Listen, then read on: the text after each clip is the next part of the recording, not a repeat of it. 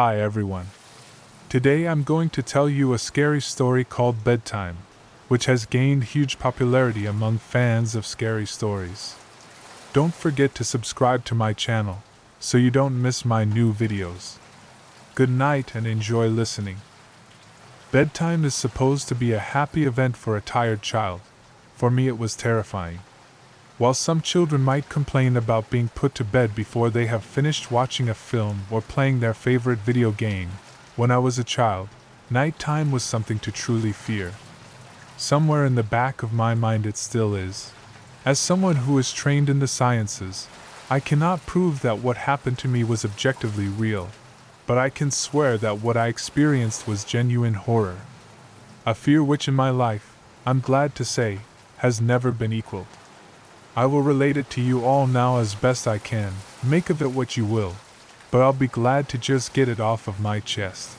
I can't remember exactly when it started, but my apprehension towards falling asleep seemed to correspond with my being moved into a room of my own. I was 8 years old at the time, and until then I had shared a room, quite happily, with my older brother. As is perfectly understandable for a boy 5 years my senior, my brother eventually wished for a room of his own, and as a result, I was given the room at the back of the house. It was a small, narrow, yet oddly elongated room, large enough for a bed and a couple of chests of drawers, but not much else.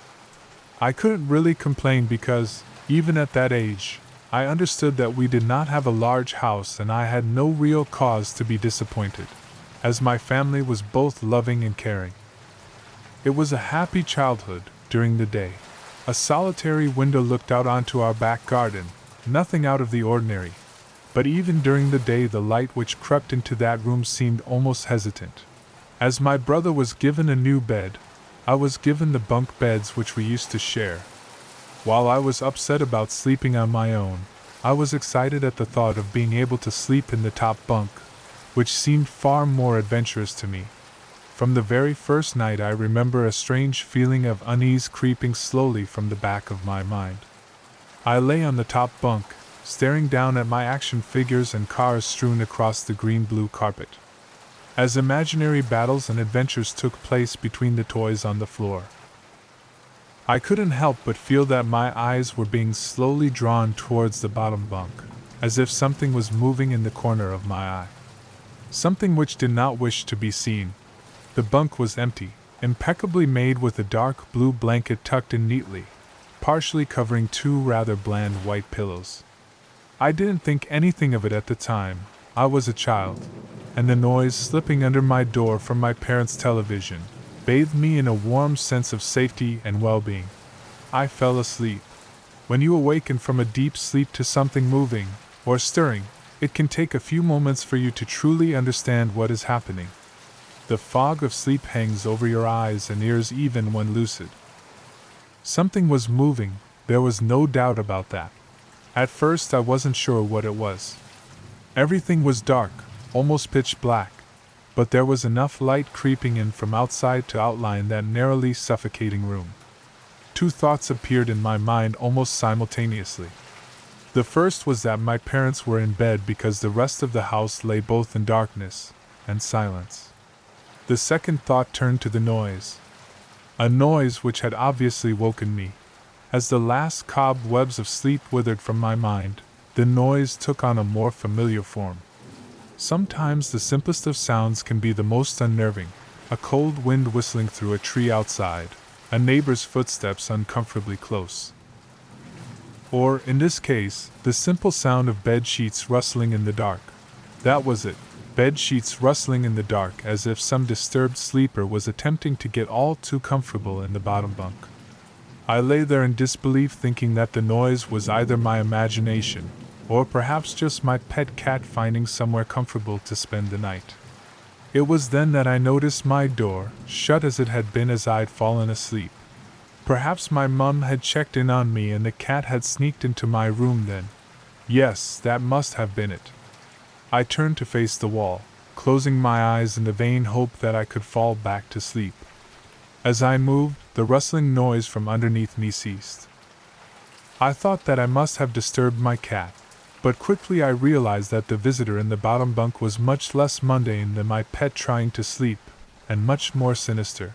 As if alerted to, and disgruntled by, my presence, the disturbed sleeper began to toss and turn violently, like a child having a tantrum in their bed. I could hear the sheets twist and turn with increasing ferocity. Fear then gripped me, not like the subtle sense of unease I had experienced earlier, but now potent and terrifying. My heart raced as my eyes panicked, scanning the almost impenetrable darkness. I let out a cry. As most young boys do, I instinctively shouted on my mother. I could hear something stir on the other side of the house. But as I began to breathe a sigh of relief that my parents were coming to save me, the bunk beds suddenly started to shake violently as if gripped by an earthquake, scraping against the wall. I could hear the sheets below me thrashing around as if tormented by malice. I did not want to jump down to safety as I feared the thing in the bottom bunk would reach out and grab me, pulling me into the darkness, so I stayed there, white knuckles clenching my own blanket like a shroud of protection. The wait seemed like an eternity. The door finally, and thankfully, burst open, and I lay bathed in light while the bottom bunk, the resting place of my unwanted visitor, lay empty and peaceful. I cried and my mother consoled me. Tears of fear, followed by relief, streamed down my face. Yet, through all of the horror and relief, I did not tell her why I was so upset. I cannot explain it, but it was as though whatever had been in that bunk would return if I even so much as spoke of it, or uttered a single syllable of its existence. Whether that was the truth, I do not know, but as a child I felt as if that unseen menace remained close, listening. My mother lay in the empty bunk, promising to stay there until morning. Eventually my anxiety diminished, tiredness pushed me back towards sleep, but I remained restless, waking several times momentarily to the sound of rustling bed sheets. I remember the next day wanting to go anywhere, be anywhere, but in that narrow, suffocating room. It was a Saturday and I played outside, quite happily with my friends. Although our house was not large, we were lucky to have a long sloping garden in the back. We played there often, as much of it was overgrown and we could hide in the bushes, climb in the huge sycamore tree which towered above all else, and easily imagine ourselves in the throes of a grand adventure, in some untamed exotic land. As fun as it all was, occasionally my eye would turn to that small window, ordinary, slight, and innocuous. But for me, that thin boundary was a looking glass into a strange, cold pocket of dread. Outside, the lush green surroundings of our garden filled with the smiling faces of my friends could not extinguish the creeping feeling clawing its way up my spine, each hair standing on end. The feeling of something in that room, watching me play, waiting for the night when I would be alone, eagerly filled with hate. It may sound strange to you, but by the time my parents ushered me back into that room for the night, I said nothing. I didn't protest. I didn't even make an excuse as to why I couldn't sleep there. I simply and sullenly walked into that room, climbed the few steps into the top bunk, and then waited. As an adult, I would be telling everyone about my experience. But even at that age, I felt almost silly to be talking about something which I really had no evidence for. I would be lying, however, if I said this was my primary reason. I still felt that this thing would be enraged if I so much as spoke of it. It's funny how certain words can remain hidden from your mind, no matter how blatant or obvious they are.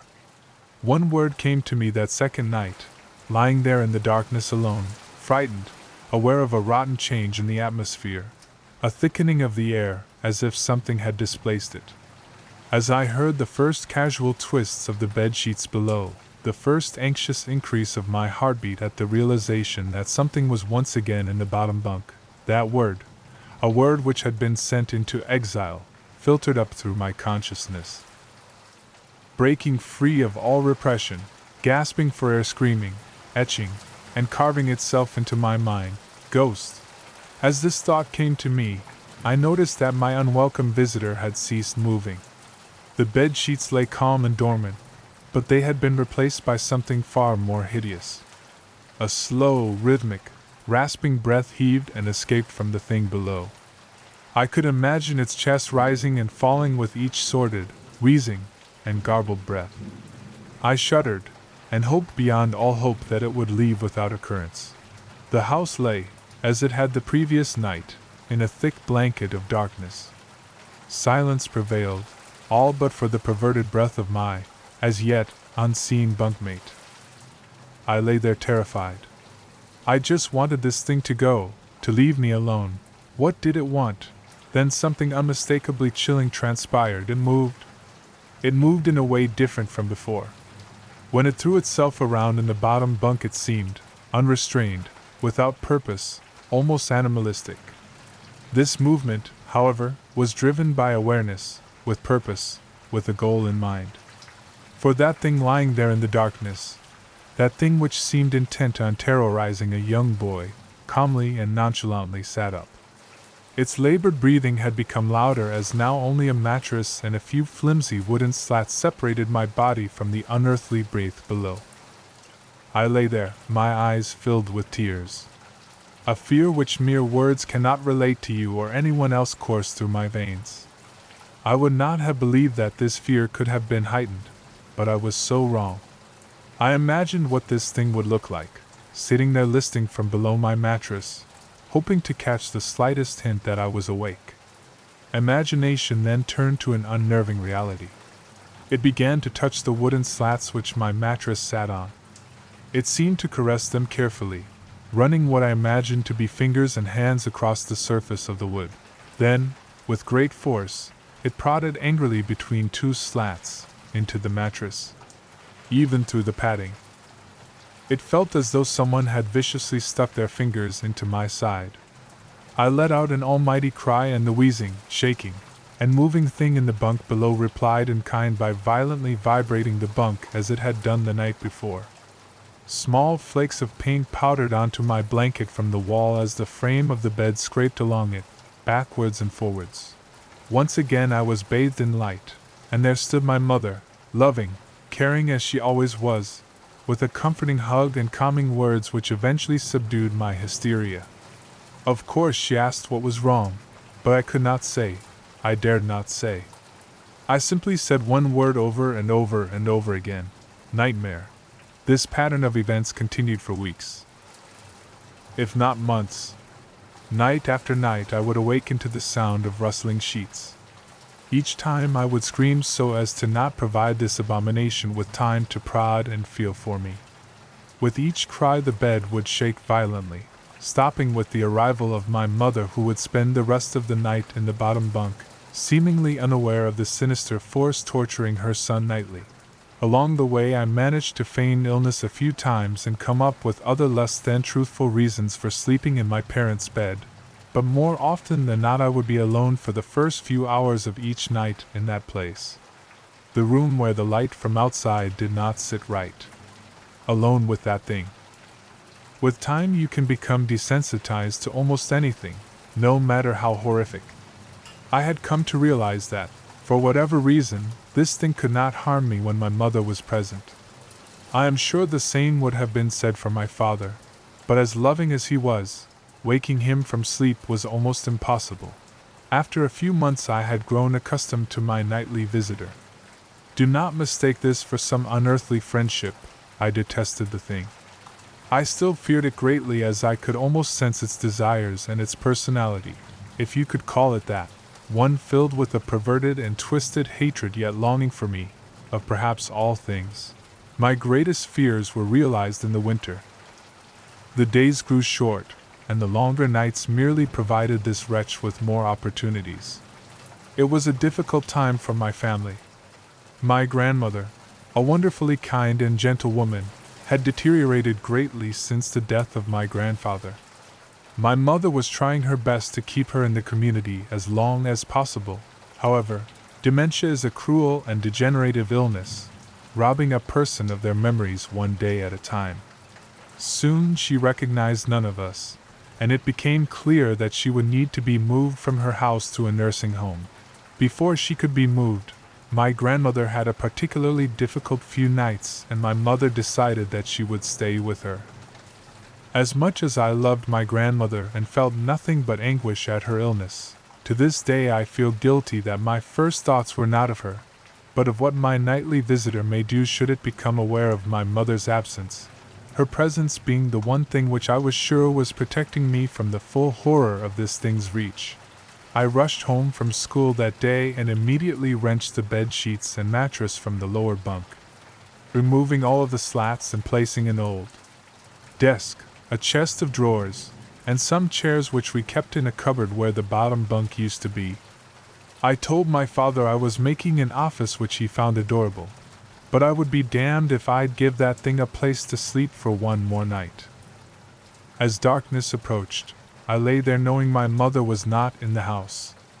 I did not know what to do.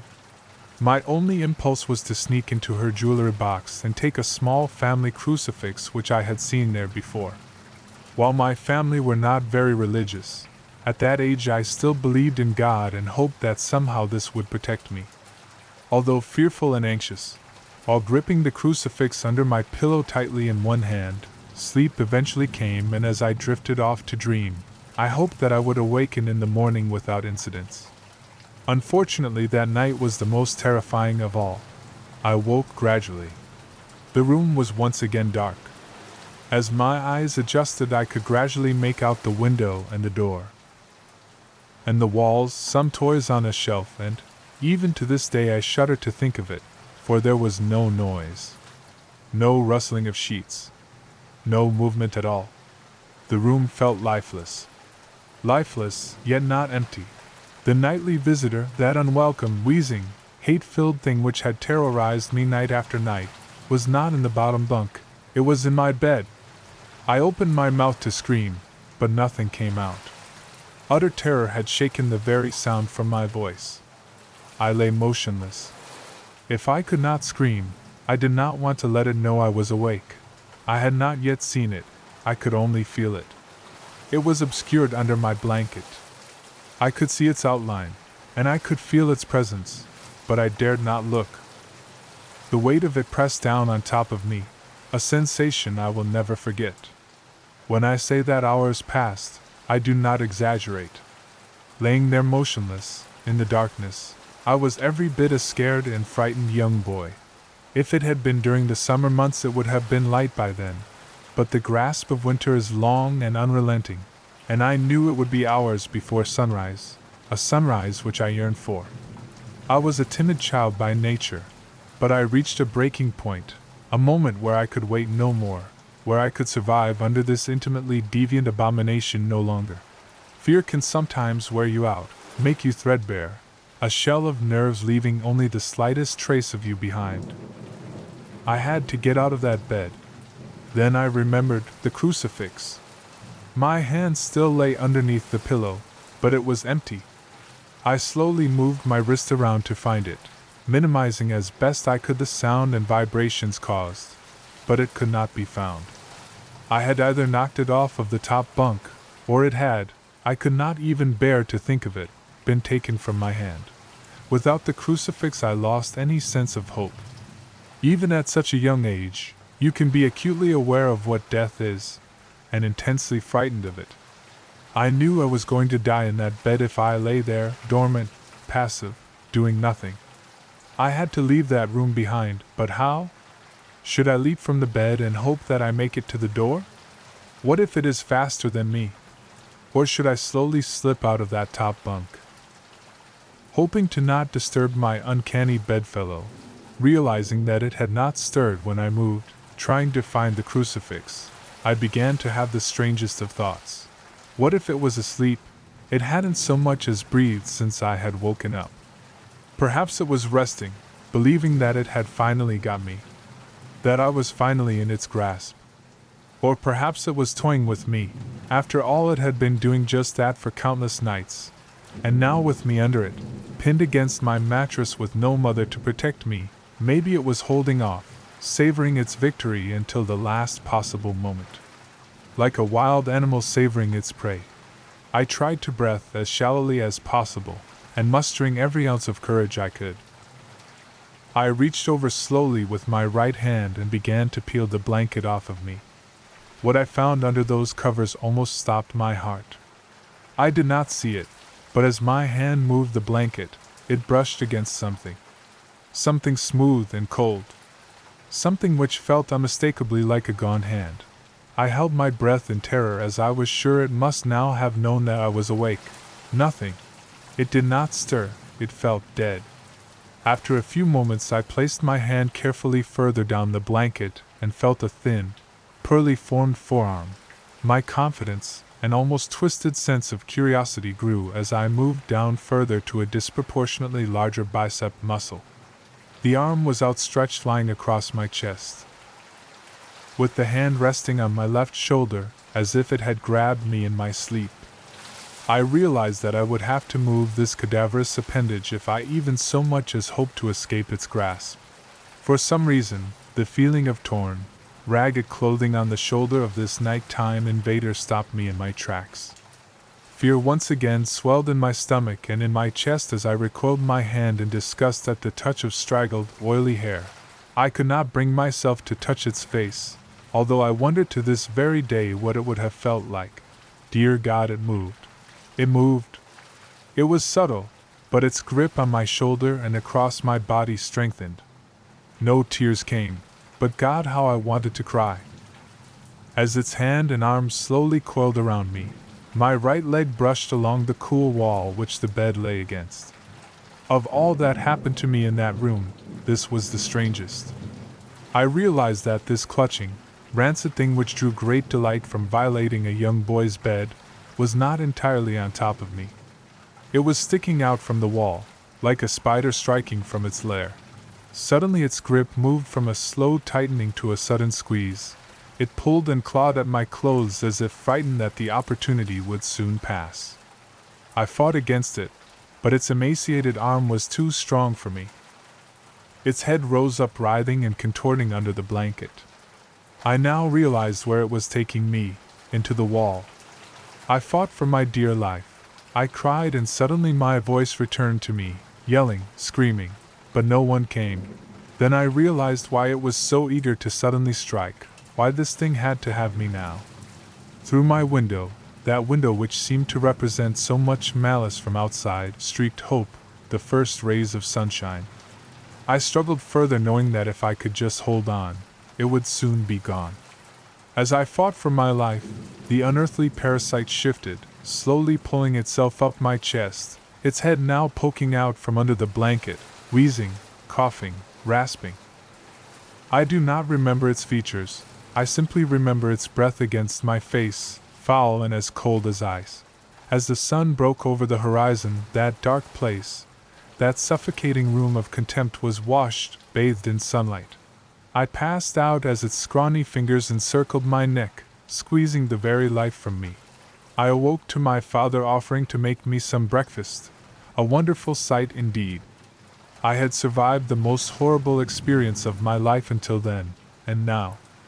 I moved the bed away from the wall, leaving behind the furniture I had believed would stop that thing from taking a bed.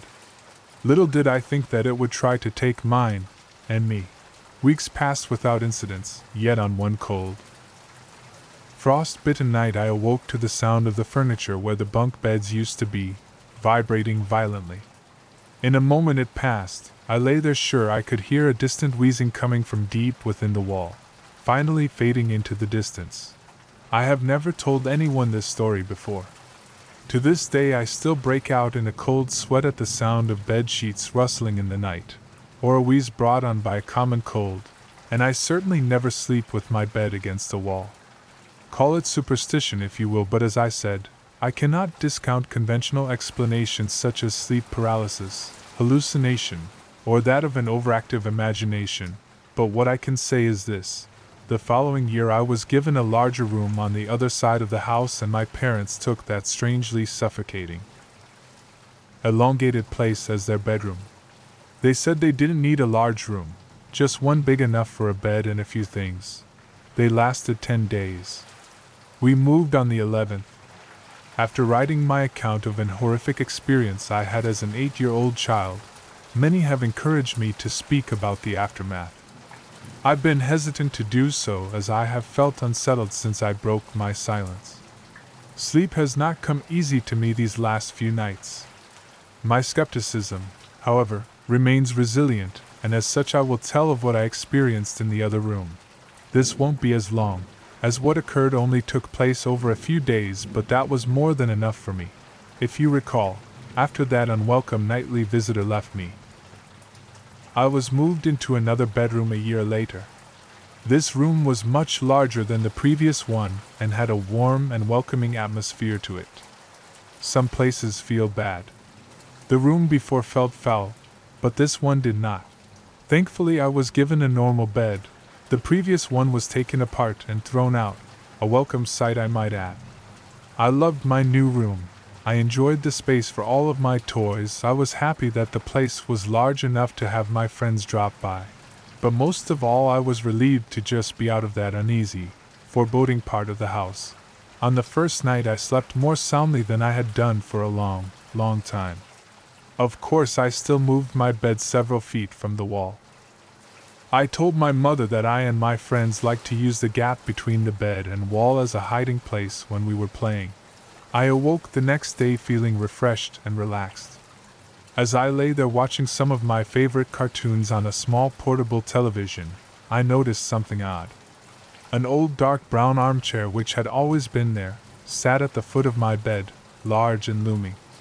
It was frayed and worn, having been given to us as part of a suite by my cousin, but it had been used many times even by then.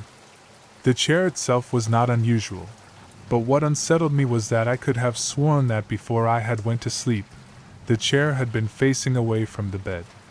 Now, in the cold light of day, the chair was facing me.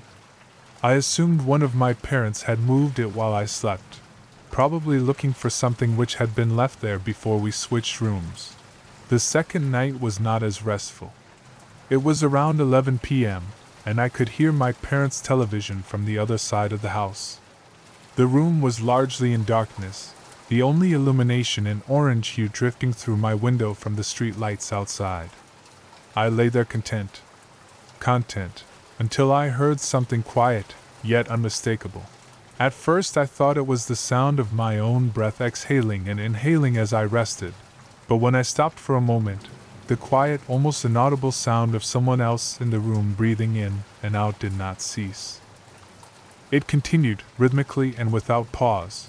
I lay there in the darkness, but while I was still recovering from the terror instilled in me from my experiences in my previous bedroom, I was not entirely afraid. The breathing was so distant and unlike the wheezing I had heard during my encounter with that thing in the wall, that I remained calm. And even at that early age I believed that it was so subtle that it was probably my imagination playing tricks on me. Still, I took no chances. I stepped out of bed, walked across the room and turned the light on. The sound had gone. I stared at that old worn armchair facing the foot of my bed, which was within reaching distance of where I slept, and turned it around to face the other way. I had no real reason to do so, but something about it sitting there filled me with dread.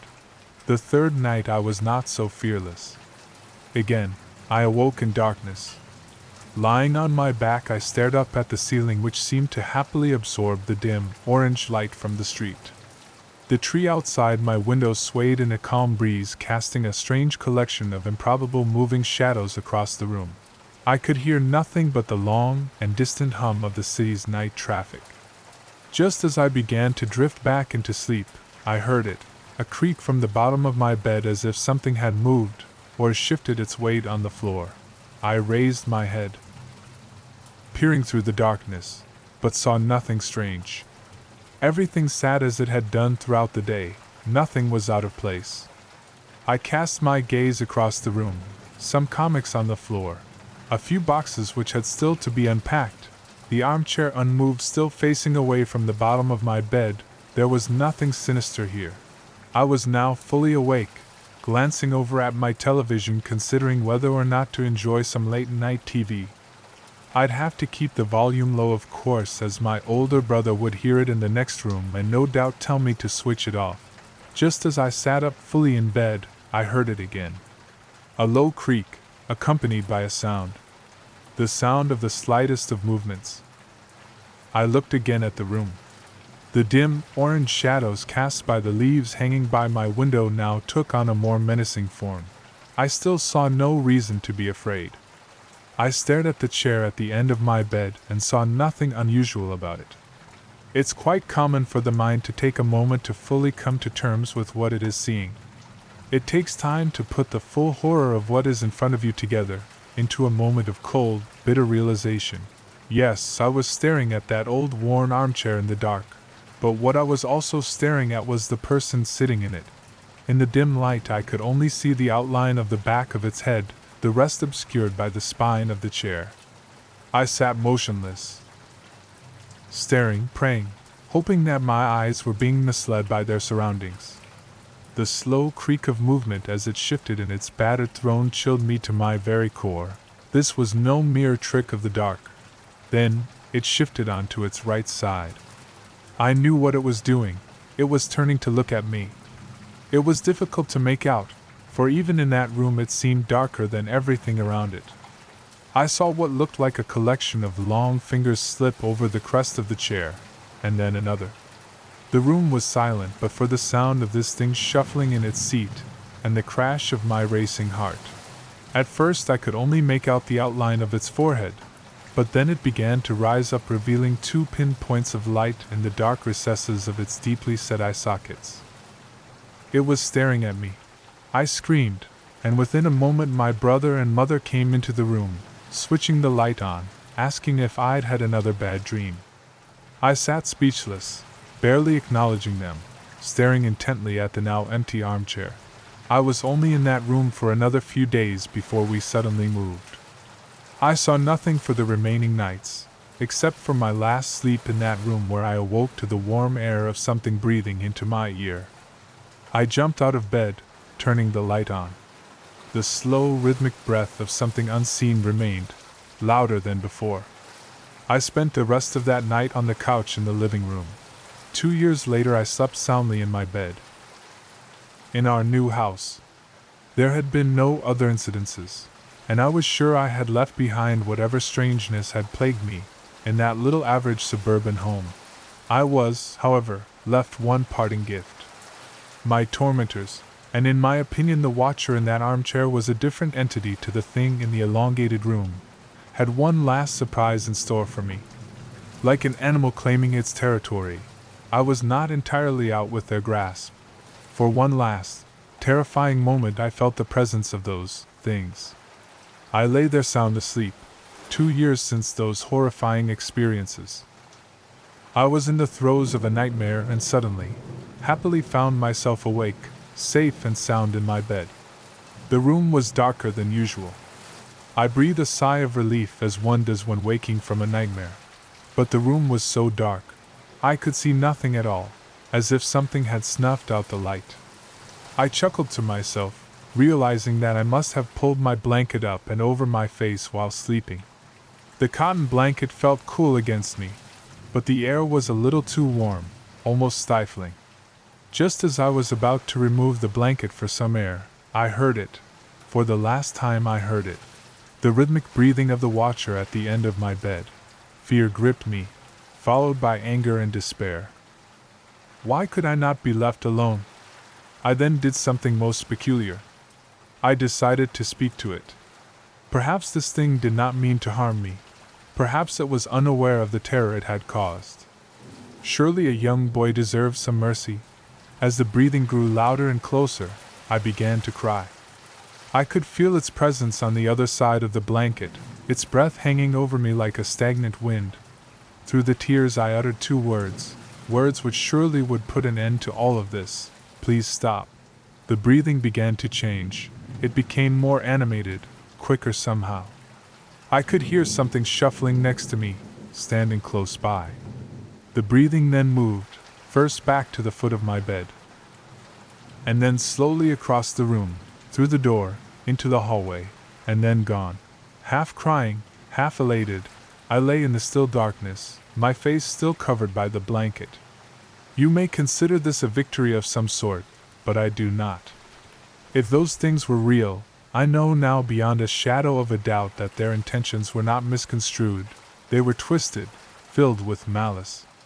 I would normally never use such a word to describe anything, but it's as close to evil as I hope I ever come. How do I know that? I'll tell you how. Moments after that thing seemed to have left the house, something pressed forcefully down on top of me, pushing the blanket with great strength against my face. I could feel a large hand with long, thin fingers wrapping the covers around my skull, its nails imprinted upon me like razor-sharp ridges. I managed to slide down into the gap between the bed and the wall, quickly making my escape, clambering and screaming out of my room, waking my family. Make no mistake, that thing in the darkness tried to smother me to death. A few days ago I submitted 2 nightmarish accounts from my childhood. Perhaps you best read them to truly comprehend what has befallen me. I had been compelled to silence, gripped by the irrational fear that somehow, even after all of these years, should I speak of it, that those things would seek me out and once again wreak havoc on my life.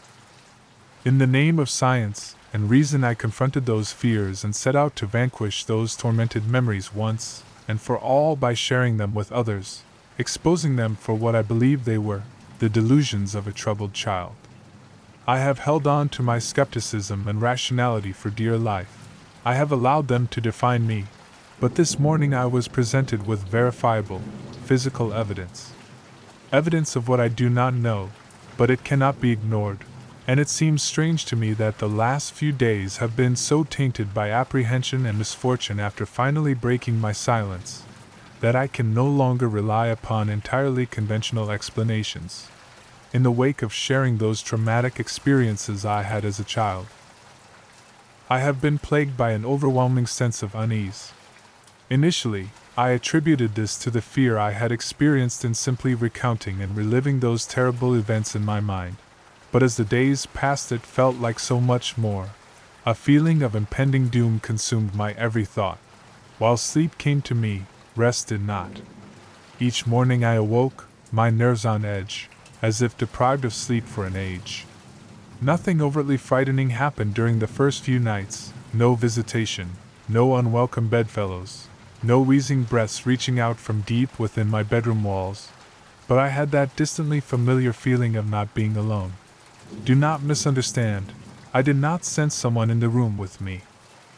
I did not hear, smell, or feel anything remotely supernatural, but throughout my days and nights I have sensed something subtle, almost on the periphery of my awareness, the feeling that something is on its way, something is coming, like the first few stagnant blasts of air from a subway tunnel, heralding the arrival of a lurching, unstoppable monstrosity, surprising, yet expected. My sense of unease grew with each passing day, pushing its way under my skin, deep into my mind like some form of cancerous infection. I tried to focus my attention on various writing projects in a vain attempt to fill my mind up to the brim with other thoughts, hopefully leaving no room for those contaminated memories. But those thoughts came to me nonetheless. My anxiety gained momentum until I could think of nothing else. I had to do something. I had studied psychology for years at university. With this I knew that anxiety is often the result of a loss of control, and that one of the most effective ways to combat it is to empower oneself. This is what I intended to do. Call it foolhardy, but I was going to go back to that place, that house where those terrible events took place. I was going to confront those memories and expose them for what they were, nonsense. It was an hour's drive to my old home, but it was one filled with elation. I was confident, at ease, happy. I was in control now, and nothing was going to get in my way from showing that the place I had feared my entire life was nothing but an average, humdrum, harmless little suburban house, gleefully negotiating the country roads and then motorway. Finally I made it to the city. Gradually the streets began to take on a familiar appearance. Memories of playing in that neighborhood came flooding back to me, a play park with my favorite slide, an ash pitch where we used to play football, my schoolyard filled with hide and seek and friendships long since abandoned, but never forgotten. My mind wandered through those memories like a prodigal son walking home, wandered so much so that before I realized it, I was pulling into the street where I had once lived. The road was long and disappeared far into the distance, finally entering into a sharp, blind turn. It was an old neighborhood, and had been planned and built long before the advent of the car. This was evident by the narrowness of its roads, creating a strangely claustrophobic feeling, as if the houses on each side rose up, leering at passers-by. I slowed my speed and cast my eye over each house that I passed. It was a uniform place, with every house looking not dissimilar. My heart suddenly began to beat faster as a cold chill crawled up my spine. There it was. There was the house. It was late afternoon, and the street was quiet, almost lonely. I stared at that little place, wondering how such an ordinary home could have instilled so much fear in me. I had initially intended to only look at the house from afar, confirming it to me as a material construction, entirely explicable, and removed from anything uncanny. But as I parked, I took a deep breath, and before I knew it I was out of my car, walking towards that old, metallic gate, its once bright floral shapes now darkened by aged, flaking deep green paint, revealing nothing but rust beneath. I ran my fingers over its uneven top, and with a subtle gasp, I pushed it open. Walking along the path, I was shocked at how disused the garden was. I thought to myself how much of a waste of a good lawn it was, which was all but obscured by a thick mosaic of weeds and other invasive species. But as I neared the house, I realized why. It was unoccupied. Once again a shudder crept through me, but as my anxiety rose up, I crushed it with my rational mantra: the simplest of explanations is usually the correct one. I assumed that due to the current economic climate that the house had probably just been on the market for some time, and that the owner wasn't too aware of the old sentiment that the first bite is with the eye. But as I looked around, I could see no for sale sign, nor one to let. It genuinely seemed as though this house had been forgotten, abandoned, and left to rot.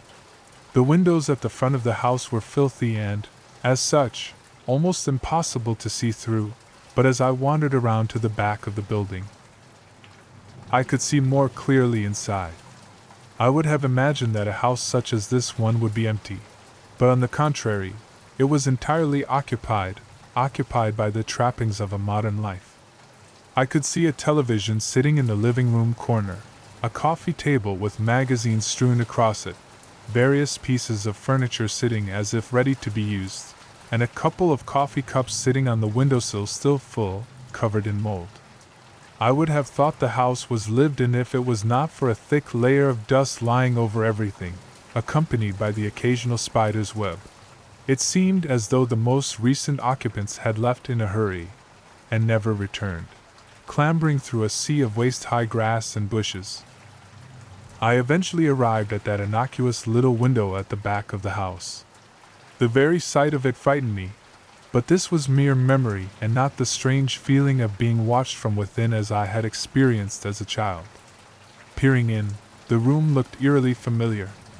I suppose there is little that can be done with a room so small, so oddly narrow, but through the dirt-covered glass the room looked almost unchanged from when I had slept in it.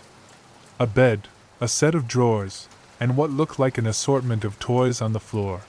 A profound sense of anger washed over me momentarily, but I shook it quickly from my mind. The room was clearly that of a child's, and the thought of that thing harming another innocent filled me with contempt for such a thought, and within me swelled the desire to protect any child from such an abomination. As I gazed at that wall, of which a bed lay alongside it, the hairs on the back of my neck stood up.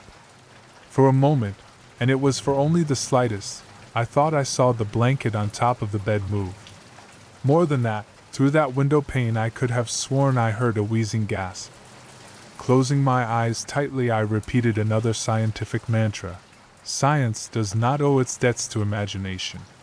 Opening my eyes, I saw nothing but an empty bedroom. No foul spirits, no unearthly things. Just a room, no more, no less.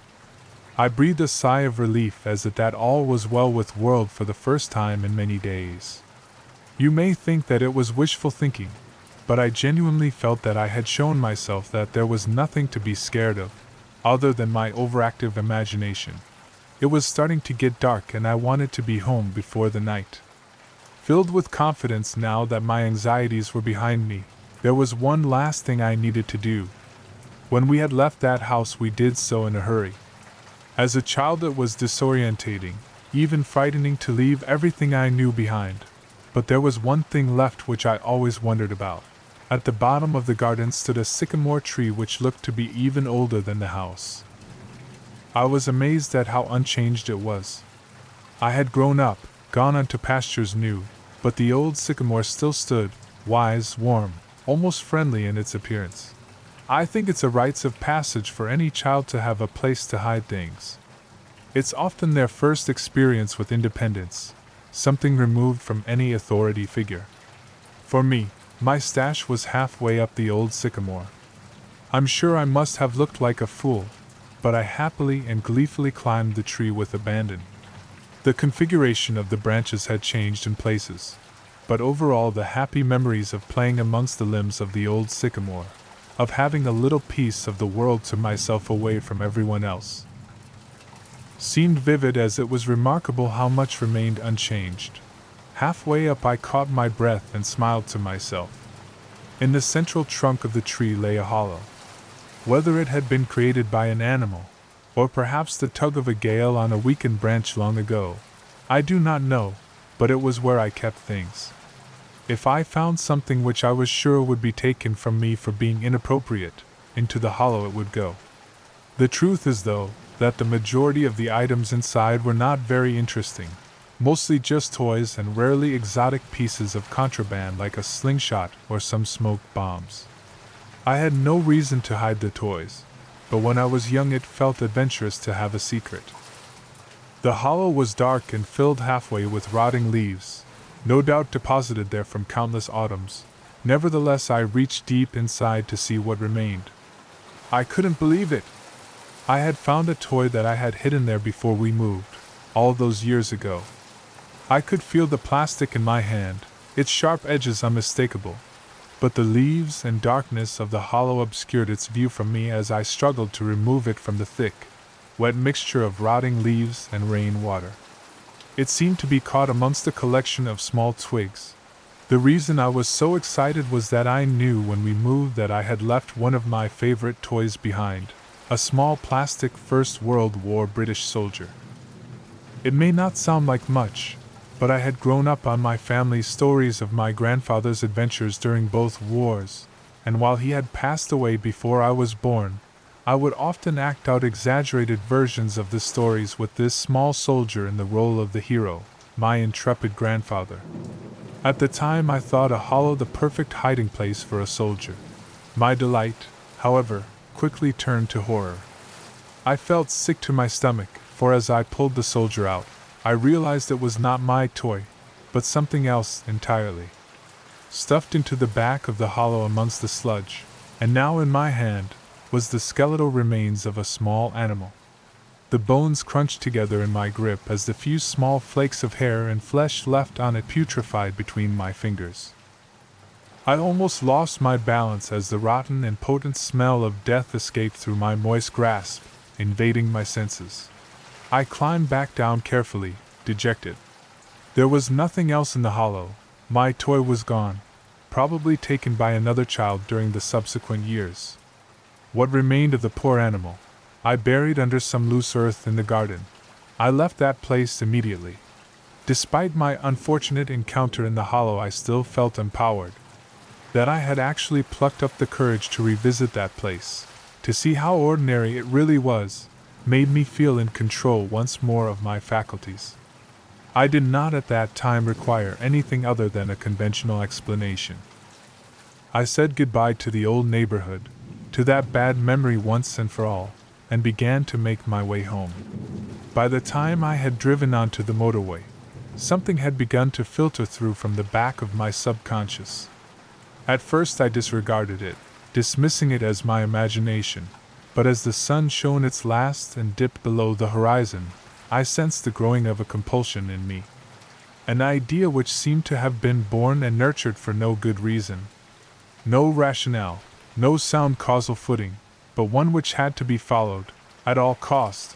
I must get home, I increased my speed, zipping sporadically between the slower cars on the motorway, looking in the rear view mirror, keeping an eye on what might be following. I had to get home, again. I drove faster, constantly looking behind as if racing some unseen pursuer. 70, 80, 100 miles per hour. I tore along the road, I beeped, I yelled, the sweat lashed off of me. What was happening to me? Please, just let me go home. White-knuckled, I finally made it off of the motorway and onto the country roads which would lead directly to my town. The roads were narrow and wound around the now bleak and ominous countryside. Darkness seemed to blanket the road in front of me. I turned my full beam on and breathed a sigh of relief to see a bright light again, even if artificial. The manic anxiety which had seemed to grip me on the motorway appeared to have diminished. However, I still glared into the rear view mirror more often than I should have, just to make sure that there was nothing following me. What a ridiculous thought! To think of something chasing my car. To put myself and others in danger by speeding down a busy motorway. Madness, still, madness or not, I had felt compelled to get away as quickly as possible, and even though I had managed to collect my nerves, the loneliness of the road I was on fueled my yearning for my own town, my own street, my own bed. Nervously, I traversed the web-like winding roads which seared through the countryside, feeling relieved at the first sign of a lamp-post, of civilization, and of the boundaries of my town. I pulled up outside of my house, switching the engine off, and sat for a moment in silence. I had to stop all of this nonsense. Things coming out of walls, watchers smothering me at night, looking into someone's window like a prowler, all of this was lunacy. Tomorrow, I would start afresh. No more writing about my childhood experiences. No more reliving of dread-filled nights. Just getting back to normal, carrying out my work, spending time with my girlfriend, and most of all reaffirming my belief, faith, and confidence in science and rationality. Then the thing in the back seat leant over, grabbed me by the shoulder and breathed a foul, rancid breath from deep inside its lungs down the back of my neck. I scrambled for the door, my arms flailing around looking for the lock. Fear possessed me, shook me, a fear I remembered all too well, a fear from all those years ago, lying awake at night in that sickening room. The inside of the car had grown much colder, but that was nothing compared to the icy fingers burrowing into my shoulder. I honestly thought I was going to die, that this thing would finally get its way after all this time. The door handle popped in my panicked grip and I fell out of the driver's seat onto the pavement. For the briefest of moments I thought I caught a glimpse of something in the back seat, vague, the form of an old man, yet twisted and distorted, grinning from ear to ear. Luckily there was no one around, as had there been I would have appeared a mad fool, for the car was empty. I grabbed the keys from the ignition and booted the door shut with my foot, locking it for the night. I staggered down the path and into my house. I'm not going to lie to you, but I drank myself to sleep last night. You may recall that I said I had evidence, actual physical evidence of something unnatural. You might be wondering what that evidence is. Well, I could say that it was the marks on my shoulder that made me shudder with fear, or I could tell you that my bedroom window lying prized open this morning, by what looked like claw marks, has left me dreading tonight, or any other. But no, none of that scared me as much as what I saw today upon waking. Sometimes the most frightening of messages are the most simple, for lying on my chest as I awoke this morning was a toy soldier, the soldier I had hidden in that hollow all those years ago, returned to me as an adult, bitten in half. Last night was the most heart-wrenching and frightening of my life, so much so that I can barely bring myself to contemplate it.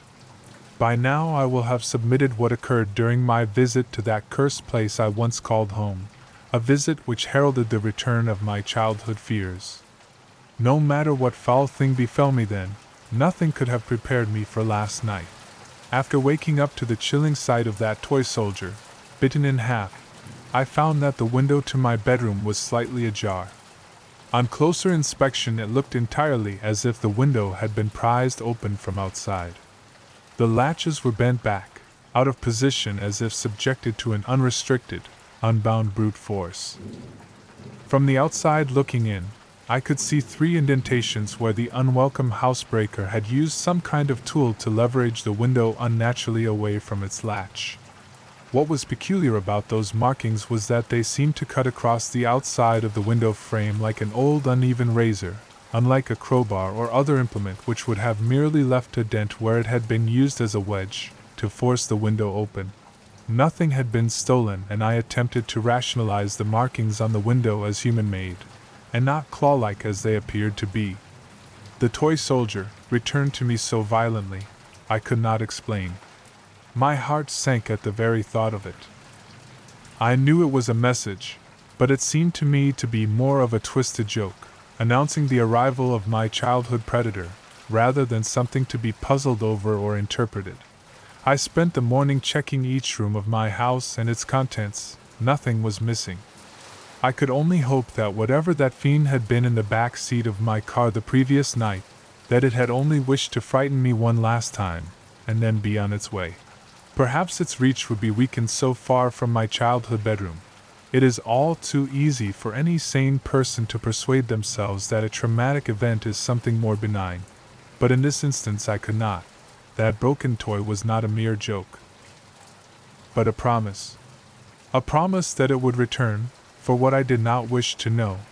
My thoughts naturally tumbled inwards and back to those terrifying nights I had as a child. I was now reintroduced to the apprehension of bedtime, the longing for the day, and the anxiety of night. Like an old and relentless enemy, my fear grew throughout the day, festering inside of me, leading to strange and ominous thoughts about the consequences of unwittingly bringing that thing home. Do not misunderstand me, my fear was not simply for my own safety. As a child I believed that my nightly visitor was transfixed and consumed by wanting me, but I did not feel that my loved ones were in any danger. This, however, had changed. I did worry. This time I did feel nothing but fear for my loved ones, because you see, I do not live alone. My girlfriend and I moved in together over 2 years ago. I have caused enough damage now that I do not wish to speak her name, and will simply refer to her as Mary. Mary and I had had a happy existence, and in fact, we were very much in love. This coming Christmas morning I was going to propose to her, but that beautiful moment has now been bitterly taken away from me by that rancid abomination. I knew that Mary would be home that evening. She works in events and promotion, and as a result is often away from home for days at a time, traveling around the country coordinating various conferences and exhibitions. I do not complain about this, as she and I both know that I am a solitary character, and that the odd few days of solitude normally do me good, allowing me to dive headlong into my writing, absorbing each and every word undisturbed. Despite this, I always miss her, and with the events of the past week, reliving those torturous nights and then allowing them to return. I had missed her far more acutely than I had ever previously done so. She arrived at around 6 p.m. and I greeted her with a smile, a warm embrace, and a passionate kiss. I tried to hide my perturbed state of mind from her, but Mary knows me better than anyone I have ever met, and immediately inquired, "What's wrong?" I tripped and fumbled through my words as I explained to her that I had written a story about my childhood, and that exploring those dark and twisted memories had left me distraught. Mary has an incredibly caring nature, and she immediately laid her suitcase and bags on the floor, sat me down on our couch, and with her soft and gentle way, asked me to talk about the whole ordeal.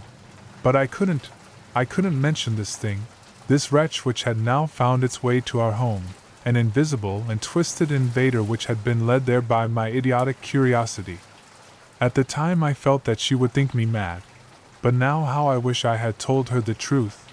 If there is one thing more damaging to a relationship than a lie, it is a half-truth. Not because it is deceitful, but because it is a corruption of the truth, perverted and abused to suit the teller's needs. I told her my half-truth. I told her about my story, that of the thing in the narrow room and the watcher at the end of my bed. But that is where the truth ended, and a lie began. I deliberately and deceitfully mentioned that it was of course just my imagination as a child, and neglected to talk of my experiences of returning to the scene of those depraved crimes. Knowing that she would see the damaged window latch and claw marks, I spun my web as I told a grand tale about waking up to a burglar attempting to break into our house, and having to chase them away. I was quite the hero. I lied to her, and she showed me great sympathy and kindness for my deception. I was embarrassed by the truth then, and I am ashamed of my lie now. If I had been truthful, then perhaps we could have faced this menace together, but instead that thing took advantage of my dishonesty and put a wedge between us. The events of last night desecrated the most important thing in the world to me. Nighttime arrived in all of its bleakness, and was unwelcome. I lay in the darkness, waiting. Mary was sound asleep next to me, each breath a soothing reminder of companionship. But despite my growing aversion to loneliness, I would have no sleep that night.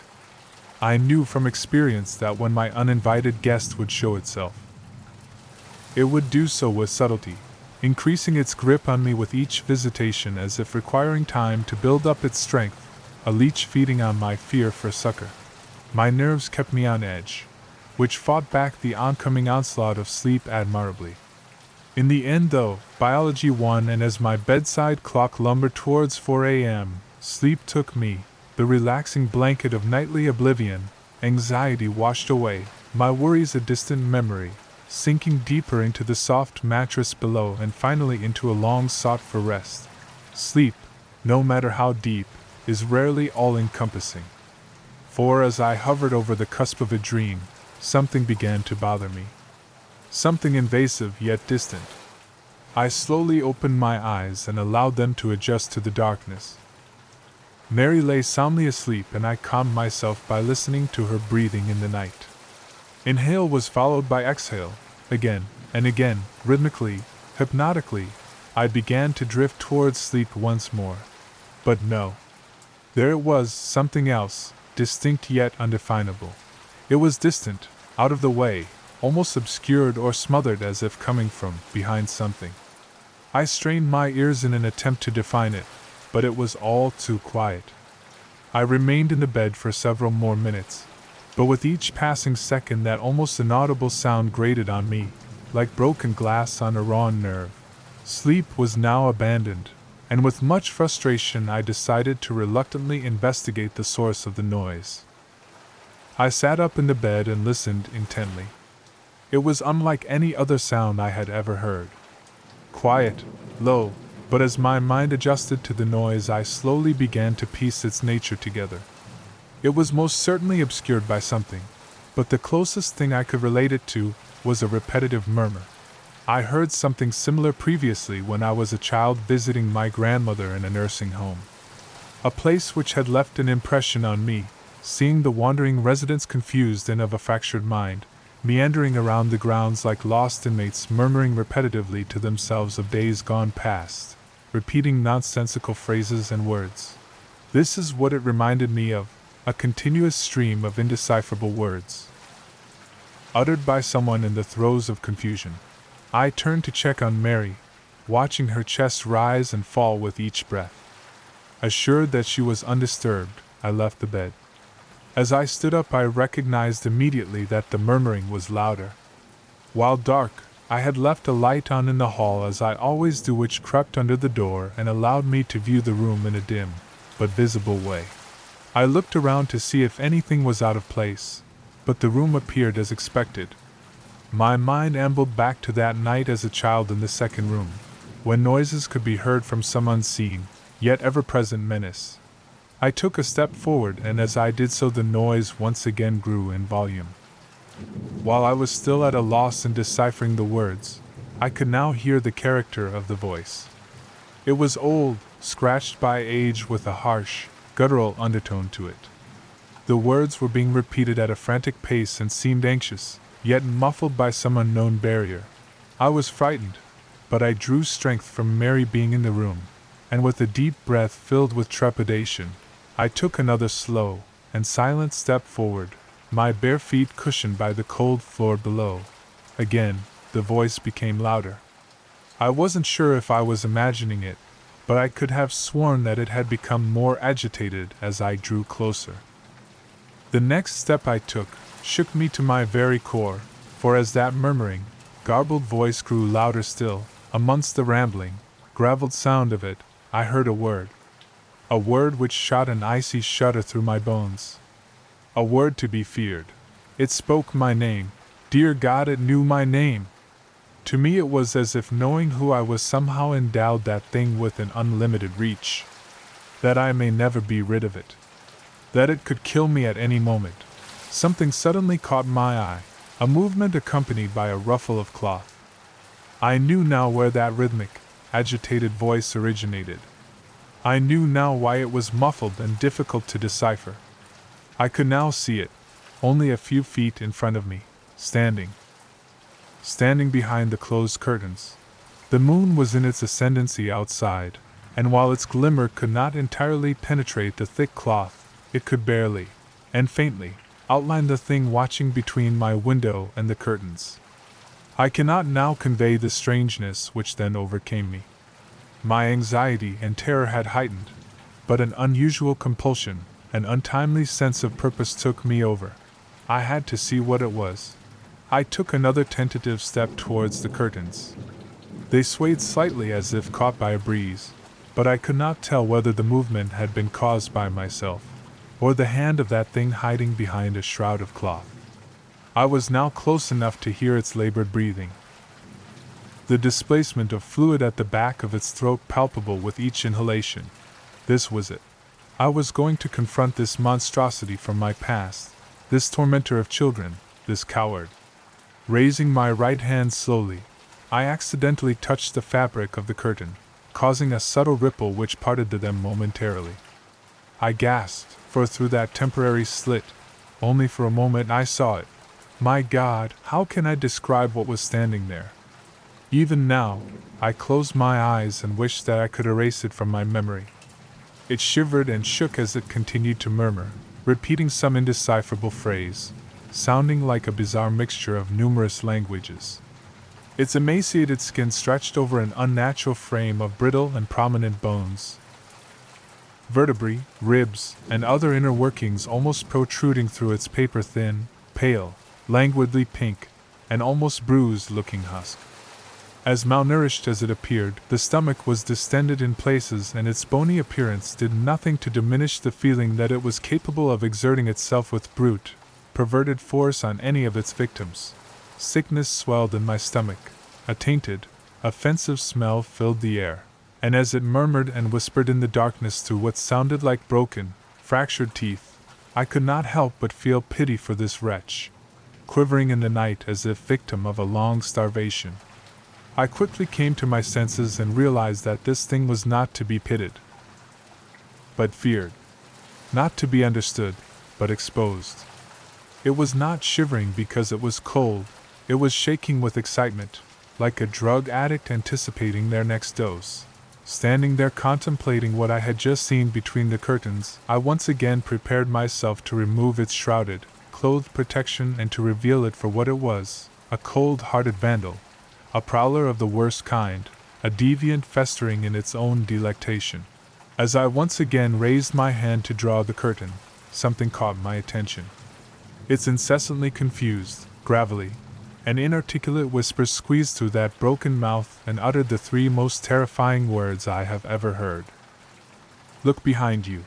A cold breath slid down the back of my neck. Momentarily I froze, but love is a powerful motivator. Had I been on my own, fear would have taken me, shaking any possibility of resistance from my mind.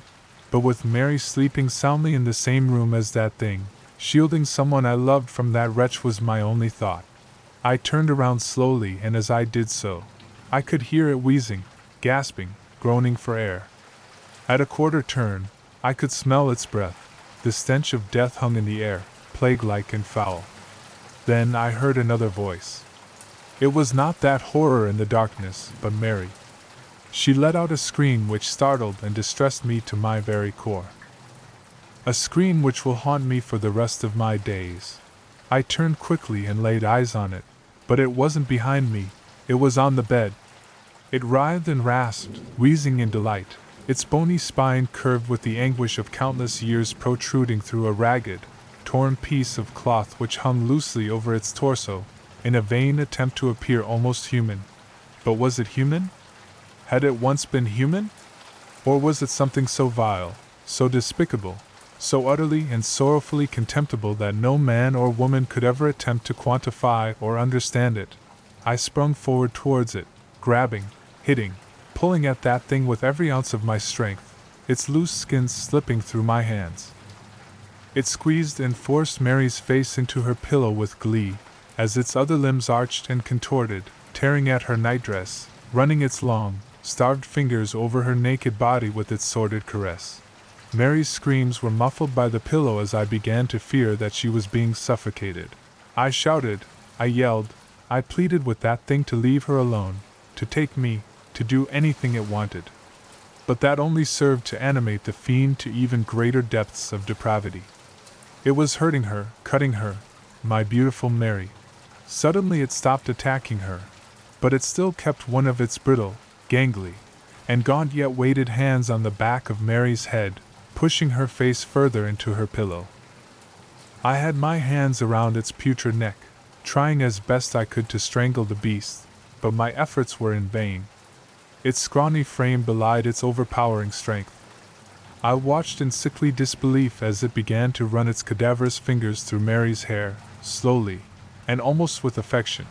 I could now hear the twisting and cracking of bone, the popping of cartilage, the snapping of tendons.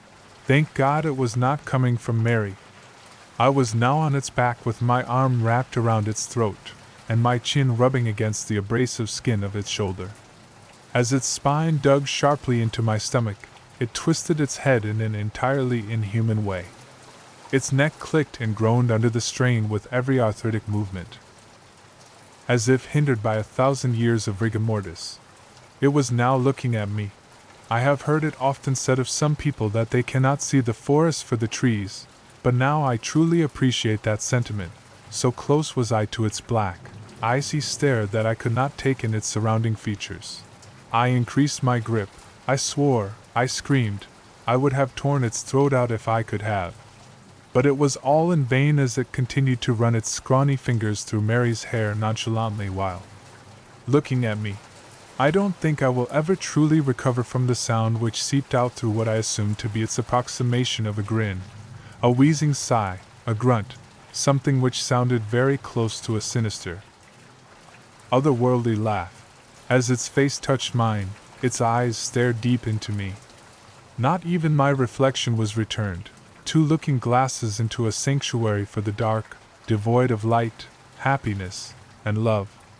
It was staring as if it wished to say something, as if it was trying to communicate a simple idea to me, malice. With a wrenching, stuttered and violent movement, it tore an entire fistful of hair from Mary's head, leaving behind it an open wound. Then it was gone. Mary did not scream, she merely whimpered. I turned the bedside lamp on, but no words of care or sympathy could console her. She wept uncontrollably.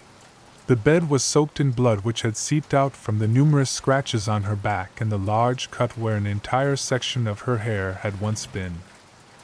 I hugged her, told her that everything would be all right, then she looked at me. Looking at her tear-filled eyes, I knew what she thought immediately. She thought I had attacked her, that I had done those terrible things to her. Of all the experiences I have had, the look of betrayal, disgust, and contempt on Mary's face will remain the most painful. She is gone. After composing herself, she gathered up some things and left. I tried to explain.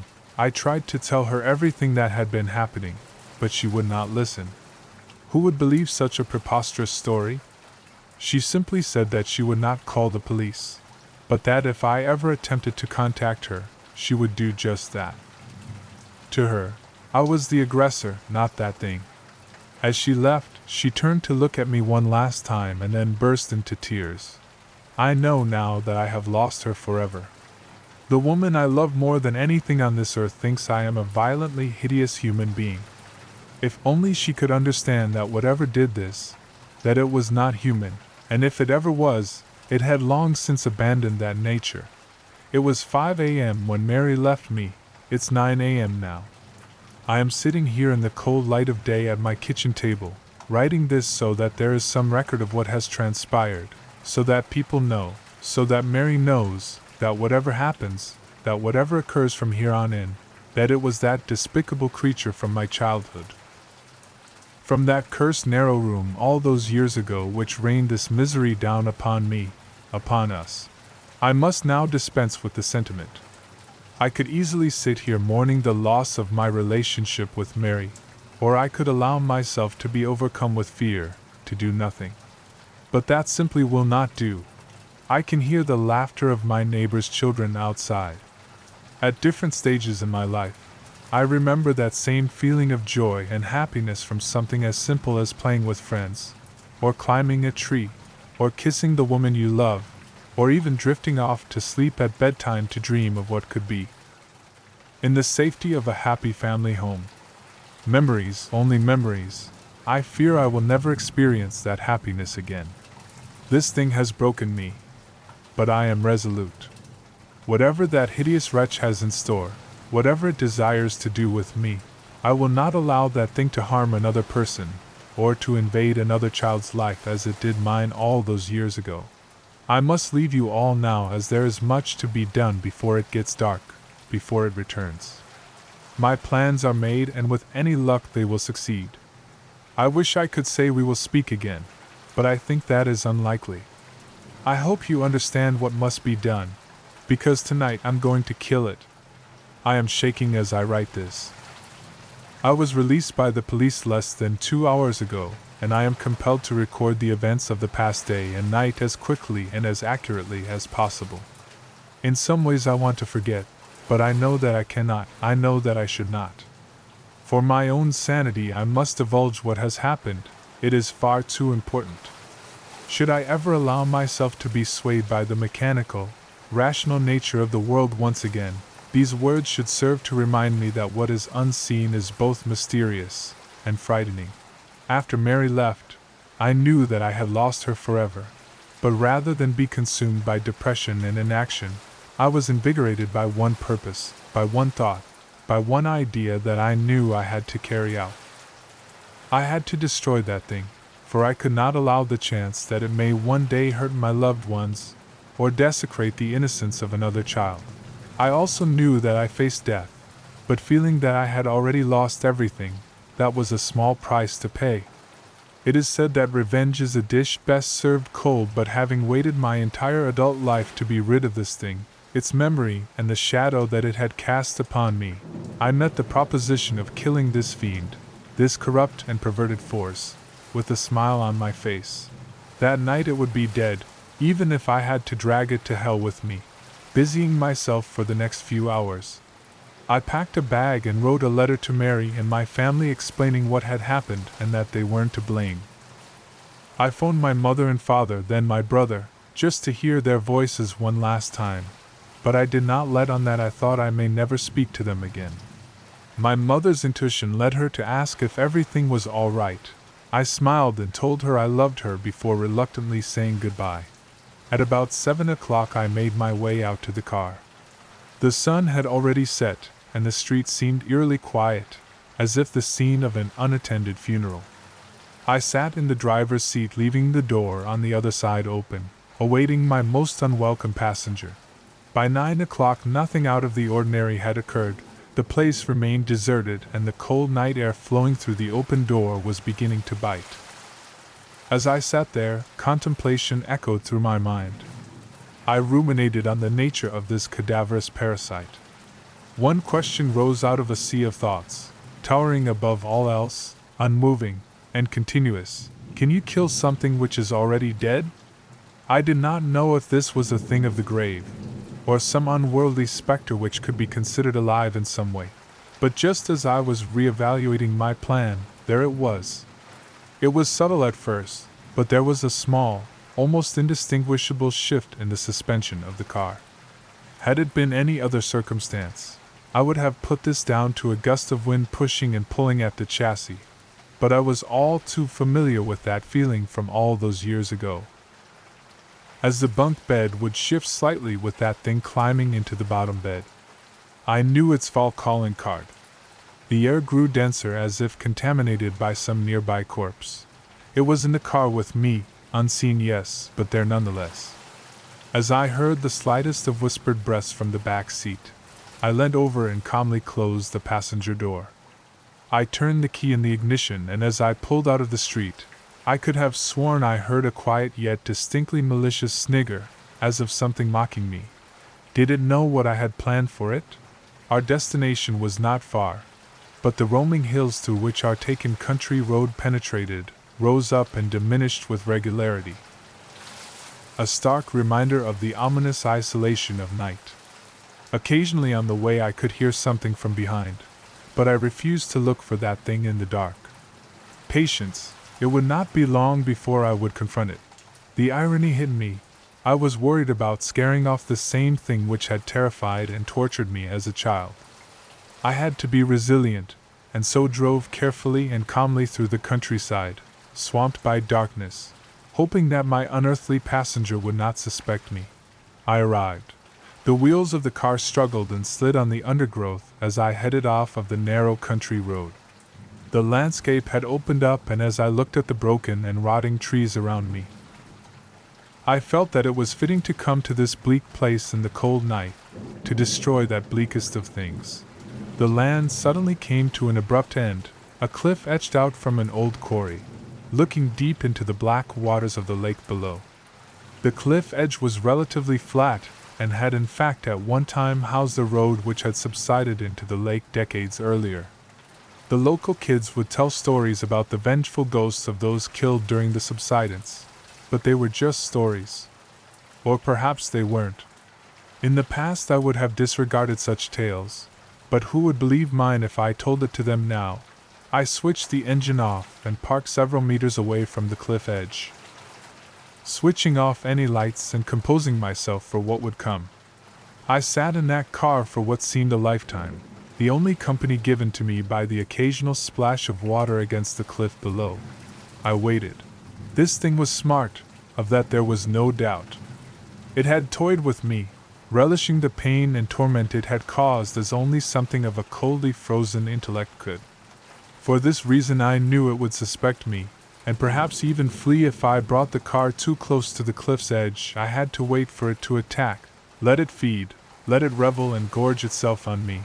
Perhaps then it would not notice as I slowly plunged the car into that dark, icy water below. I was going to drown the bastard. I had appraised the potential consequences in my head and reasoned that there would be a moment, a singular moment where I would have a slim opportunity to escape from the car just before it reached the edge. Mary and I used to go there occasionally, a place to be together away from everything else, and it did not look nearly as stark during a summer's day. I therefore had the place in mind and knew it well. The drop was at least 30 feet to the depths below, and I did not want to be in that car as it hit the water, nor trapped inside with that abomination. I waited. Then I heard it. Slowly at first, and then increasing in rate and volume, a rasping, wheezing breath from behind. Strangely, it sounded more labored than before. Each breath a struggle, filled with fluid, rotten and decayed. A shiver ran up my spine. A rank, foul smell began to fill the air. The breath drew closer from behind. My heart began to race, beating hard and fast as I looked up and saw the windscreen begin to ice up from inside. I could see my breath, a natural thing indeed, but what was unnatural was the breath visibly moving across my face from the side. I turned slowly. I wanted to cry. I wanted to leave, run into the night, but I had to stay. I could not allow it to escape. It was sitting in the passenger seat. I was staring at it, and it at me. Hunched over, covered by darkness, contorted, gaunt, hands seized as if fighting rigor mortis, it slowly moved towards me. One bony leg cracked and groaned as it slid over my lap and onto the other side. Oh God, it was sitting on me. It pulled itself in close to me, and through a shard of light provided by the moon, I saw its face. Skin hung from its jagged features. Glassy eyes stared deep into me as its grin spread up through its face, unnaturally wide as the result of its half-rotten flesh, exposing the rotten muscles, broken teeth and sinews of its rancid smile beneath. Pulling closer, it opened its mouth, revealing a wet and putrid tongue which could be seen through part of its missing jaw. Wheezing, breathing heavily, a foul stench which stung my eyes and filled my mouth elicited a response from me as I retched, my body attempting to expel its poisonous fumes, and as I did so it stopped for a moment, and then cackled to itself, happy, content. Staring into its icy cold eyes, it yet gave the impression of an afflicted and increasingly weak old man. It was still incredibly strong, but it seemed as though it had lost some of its potency. Perhaps leaving that elongated room had somehow affected it. Its long protruding fingers caressed my face, and then, as a show of intent, it stuck one of them deep into my shoulder. I screamed as it bent and twisted inside of me, the rotting fiend moving its finger to cause the maximum amount of damage and pain that it could. As it did so, its other hand slid down against my body. It touched me. It was time. With my free arm I turned on the ignition, and though my shoulder was still pinned to the seat, I managed to fight through the pain, put the car into gear, and took off as fast as I could. The creature flailed and screamed. It attempted to climb over me into the back seat, but I held on with all of my strength, the thoughts of what it did to Mary enough to fuel my rage. We raced towards the edge of the cliff, and I eyed the driver's door frantically. As we neared our icy plunge, I screamed in anger at its festering, rancid face and pushed it off of me. It scrambled into the back seat for dear life as I scrambled for mine by unlocking the car door. It was too late. The car careered over the cliff face, and before I knew it, we hit the dark water, splitting the black glass-like surface with tremendous force. I should have died then, but an airbag took the brunt of my impact, although I still managed to scrape my head across the door frame. Dazed, I looked around. The sound that I heard coming from that thing was malformed yet familiar. The squeal of some demonic child soon gave way to the anguish and rage of an ancient intelligence which knew that it faced almost certain death. The water was frozen and poured in through the now twisted open car door with such force that it winded me. I gasped for air as my unwilling prey now did. It writhed and twisted as it looked for an exit. Spying the open door, it pulled itself through the water towards me. I curled up my fist and smashed it into that thing's face. Pieces of rotten flesh flaked off under the impact as a dark black liquid oozed from the resulting wound.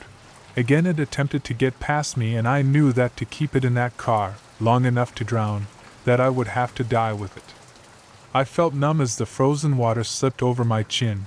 My heart struggled against the cold, and with a sudden surge I was submerged and had breathed my last.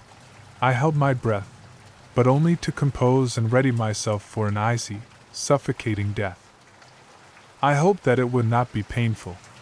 My thoughts returned to Mary and my family. An all-consuming sense of sadness and despair overwhelmed me, but as I struggled with that thing trying to get past me and through the door, grabbing and flailing with its arms, I looked down and saw it. Its leg was trapped between the dashboard and floor of the car by the impact of the fall, and although it could move, it could not leave. I turned immediately for the door. I could barely see but a foot in front of me in that black water, but there was enough moonlight to light my way. Just as I got to the door, the wretch grabbed hold of me and pulled me back to it. It had given up all hope of escaping, but it wanted to drown me with it. We fought for what felt like an age in that cold, bitter grave as the car slowly sank deeper and deeper into the darkness. I could now feel my body pleading with me to take a breath, to exhale my last gasp of air, and then inhale the frozen water. I am happy to say that I used my wits to get out of such a horrible fate. Orientating my body, I pushed my feet against the dashboard with enough force to at last escape its slippery grasp. I do not remember much else, bar the anguished and hate-filled scream that my tormentor let out as I left it to die at the bottom of that icy lake. I found myself walking through the wilderness, cold, wet, but alive. The wound in my shoulder slowed me down, but I kept the bleeding at bay by applying pressure to it with my other hand. It took me 2 hours to walk home, and I am amazed that I did not collapse from exhaustion or hypothermia. When I saw the familiar sight of the street that I live on, I was filled with a sense of accomplishment. A sense of pride and triumph. I had beaten that thing once and for all, that is until I went inside my house and found a trail of large, wet footprints leading from the front door to my bed. Disbelief took me. Despair so sharp and so overwhelming that I am unable to convey it with mere words. It was lying in my bed, waiting, a white sheet covering its emaciated body from sight. The human mind is a wonderful thing. Just as you believe your body has reached a level of exhaustion that it cannot recover from, that your emotions are so frayed that you feel you cannot continue, a thought springs as if miraculous from a weary mind. Let it rest for now. I quietly crept through the dark and picked up my wallet, which I had left on a small coffee table in the center of my living room. Leaving the door unlocked, I left to attend to a new plan and returned an hour later. With a moment's preparation, I slipped into the spare room. There I lay in that unsullied bed, waiting. I was sure that this was the end game, that instead of toying with me, it would come for the kill. How it had escaped that watery grave I did not know, but I would be damned if it would escape again. I could only hope that it would sense me from the other room. I closed my eyes, pretending to be sound asleep. Time lumbered onwards, and although I fought it, exhaustion finally took me, sending me into a deep slumber. I woke with its hands around my neck. It coughed and spluttered on top of me, a rancid black liquid dripping on my face as it oozed from its facial wounds. I struggled, gasping for air and hoping that I had the strength in me to escape its grasp. But it was too strong and my hands could not grip it with any sense of conviction, as it seemed to be dripping wet from its plunge into the lake. It may not have seemed rational at the time, but as my vision dimmed and the last light of consciousness extinguished within me, I did as so many animals do in their last moments. I played dead. Lying motionless, holding my breath, it shook me violently by the neck and then released me. I waited for my moment, my last chance to destroy this thing. Its labored breathing relaxed slightly and seemed to stare at me almost quizzically. I waited still for a shift of weight which might have let me throw it to the ground. Leaning down close to me, its wide, crumbling sneer puckered. Gathering its putrid saliva in its mouth and in what was left of its cheeks, it then showed utter contempt for the living and the dead. It spat its festering fluid onto my face, the remnants dripping down onto me through a hole in its jaw. I wanted to scream, to do anything to remove such a vile smear on my skin, but I dared move. The time was not right. Leaning in closer, it prodded and scratched at the wound in my shoulder, the pain shearing through my body. With all of my resistance, I remained motionless. Then, it slowly and patiently slid 2 of its long, distended fingers into my mouth. The taste was overwhelming, rancid, rotten, dead. The arthritic clicking of its knuckles shook my resolve. As it arched its back in glee, it suddenly pushed its fingers deep down into my throat. I gagged, an instinctive reaction. Instead of being shocked, a garbled laugh emanated through its broken teeth as it thrust its fingers deeper into my mouth. I felt its cold, hard flesh scraping against the inside of my throat, pleading without words for it to stop. In our darkest of moments, we sometimes find our true strength. I rolled to my side using its weight against it and finally managed to break free. I fell onto the floor. Its long reach grasping at my feet, I kicked and screamed and at last was free. It stared at me, only for a moment. Rising up on top of the bed, its brittle bones cracking under its own force, it now towered tall and gaunt, ready to pounce. Since I was a child I had been a victim. It had terrorized me, taken my innocence, attacked Mary and broken my life. I would not stand for it anymore. Sometimes the most dangerous prey is the one who can outthink you, the one that lulls you into a false sense of dominance or superiority, the one who has conquered any fear of you with a sense of anger and betrayal. It had fallen into my trap, one conceived by logic, reason, and an understanding of the world through the eyes of a scientific mind. Fire cleanses all. As it groaned, shrieked, cracked, and contorted, readying itself to pounce, in one swift motion I removed a blanket from the floor, revealing a bucket filled with gasoline which I had bought in that short time of preparation. I threw it as hard as I could, the liquid splashing all over that horror and the bed. It grinned at me, mocking my very existence, making light of my pain and the agony it had caused. From my pocket I pulled out a lighter, lit it, and threw it onto that wretched thing. It writhed and screamed in agony, parts of its flesh crumbling away, searing into nothing in front of my very eyes. I almost felt sorry for it. Let it burn. The fire got out of hand. Thankfully a neighbor heard the screams and saw the smoke, calling the fire brigade. I remember nothing of how I escaped. I spent several hours in hospital being treated for light smoke inhalation and painful burns to my hands. It still hurts as I type, but as with many superficial wounds, they will heal. Perhaps there will be a few scars, but I can live with that. The police arrested me shortly afterwards, believing me a murderer. They suspect that I killed someone in that fire and find it entirely suspicious that I have a deep wound in my shoulder and scratches over my body. I've been told not to stray far in case they wish to ask me further questions, but they can ask away. I doubt they'll believe my answers. They found no remains, nor any evidence that someone else was there, bar a strange outline of a figure etched deep into the bed and wall. It looked as though whatever had been there attempted an escape, but I do not think it accomplished this. A weight has now been lifted from my shoulders, one which I now realize was always there, since I was a child in fact. I believe that thing had an effect on me even from distance, and now that it is gone, I feel whole again. I am devastated that I've lost Mary, and my house can be written off, as I'll probably be charged with arson after they realize I started the fire, which means I can kiss goodbye to any insurance claim. My hands ache, as does my shoulder, but my spirit does not. I am writing this from a hotel room. It's small and unassuming, but it will suit my purpose. Tonight I intend to sleep and dream, as I did as a child, before that wretch invaded my life. I believe that it was my rationality which saved me, my logical thought which allowed me to destroy such an evil, but I will never escape the conclusion that there is much more to life beyond the veil, out there in the darkness.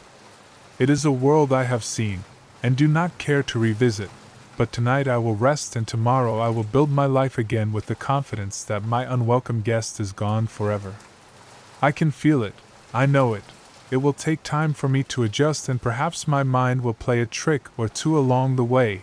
It is difficult to abandon the paranoia of a lifetime. I must learn to accept my safety once again. I refuse to be looking over my shoulder for the rest of my days. But I will always be cautious, as I was when I was in the hospital this morning lying on a bed in a quiet ward. I thought I felt the bed shake for the briefest of moments, but I know that it was just my imagination. I am glad I have written down my experiences. It has illuminated much about myself to me, and most importantly, should anyone ever, God forbid, find themselves in a similar situation, then maybe you will know what to do. Now, it is bedtime and I must rest, for I have never known a weariness such as this. Good night, and sleep tight. The end. Thanks for watching.